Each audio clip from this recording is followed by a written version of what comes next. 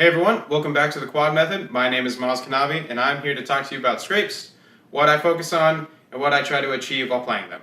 The two key aspects I'll be talking about are how heights and double stroke rolls play a key role in making sure that your scrapes are smooth and have a consistent sound quality, along with the fact that we need to separate our up and down from side to side motion in order to stay efficient while moving around the drums.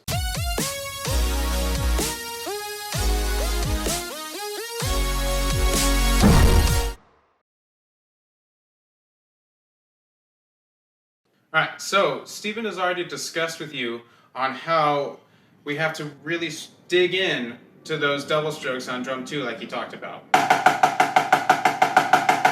Make sure they're not getting that accent tap kind of feel and staying down towards the head. We don't want that sound. That, of course, is a very, very key role in getting full double strokes, but if you also watch the motion, there's a natural arm motion while wristing everything out, and if you watch what happens to the beads, they come straight back up. They don't stay down towards the head.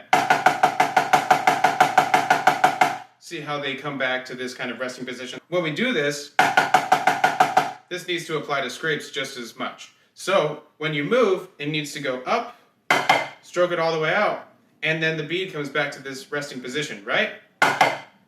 We need to see this picture for most of the time you're playing scrapes. See how the beads are up, and then I just move over. We'll get to that in a second. So, just like I talked about, it needs to be nice and full on drum 2 with the beads coming back up. Same thing for scrapes. The trickiest part is being able to think about the way the stick rebounds back up to that resting position while doing things like windmills, butterflies, figure eights, whatever you call them. So, while doing stuff like this, the difficulty is getting back up to this point, especially the underneath hand that's not crossing over. In this case, my left hand. Being able to turn this wrist back up, rebound all the way over, and then move back to play the 2 to 4 scrape over here is a key role in making sure your scrapes are nice and full sounding, so they have a consistent sound, not sounding like accent tap. We don't want that sound. We need it to be nice and full.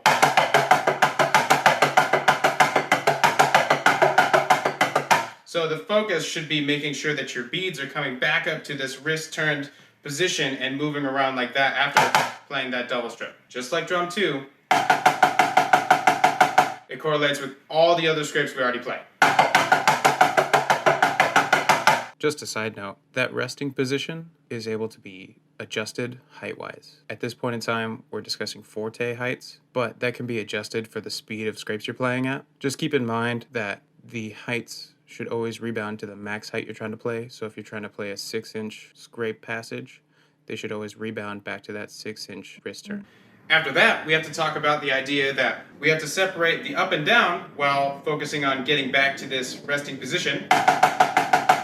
Separating that up and down from the side to side, okay? We have to really think about the Y and the X axis, and they can't really coincide. So if we think about that, the way it's going to translate is that you're going to do a normal double, and it's going to rebound up to here. So the first stroke is going to be straight up and down, then you're going to move your arm over, and then you're going to go straight up and down again.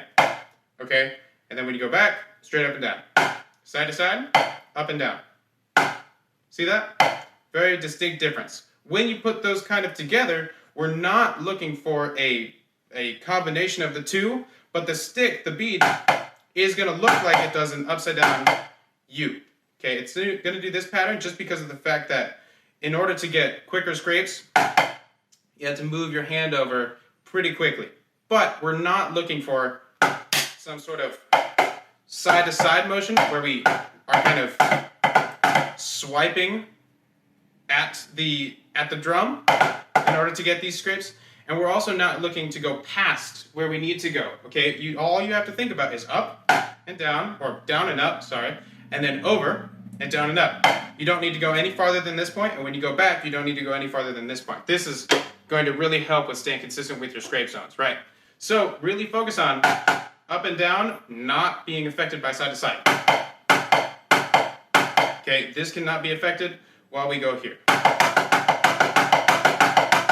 See that idea? While, of course, really thinking about that resting position of the beads. The last thing I'm going to be talking about is a little bit of an Easter egg. It's kind of a follow along for you to apply all this information. So it's a little exercise, and I call this the infinity round.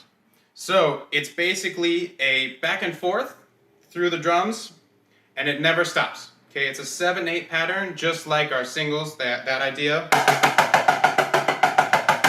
Stops after 7/8 notes and then resets. So the first section of it, we're going outside scrapes on 1 and 3. Okay, then we cross over and go into inside scrapes on 1 and 2. Then we turn it back around, going outside scrapes on 2 to 1, and then outward scrapes from 2 to 4. And that would be the release, that left hand for the 7/8. So the first bar of 7/8 would be here.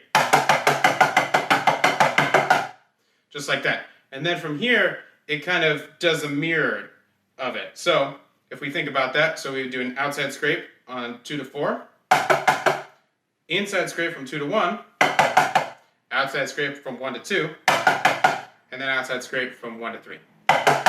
That's the release of the second bar. Cool. And the way you can do this is you can just stitch those two ideas together and have it be a continuous practice of scrapes and making sure that we're getting consistent motion as well as that consistent height. Thinking about, of course, going back to this resting position, making sure we're staying efficient with our motion, not going any farther or slicing in. Go up, over, and back down, just like that. And then really being able to figure out how everything kind of flows together. This exercise has very, very many overs and unders of crosses, uncrosses, crossing with the other hand. Okay, especially with getting these beads back up, that's going to really help with that natural motion of up and down for each hand to get out of the way for each other. Okay, if we're just thinking all wrist and they're not adjusting for each other, they're just going to be hitting each other. And they can't get over each other. So really think about that natural arm motion, getting all the way back up to this bead placement, staying efficient and consistent, and then just have fun with it. So here's an example.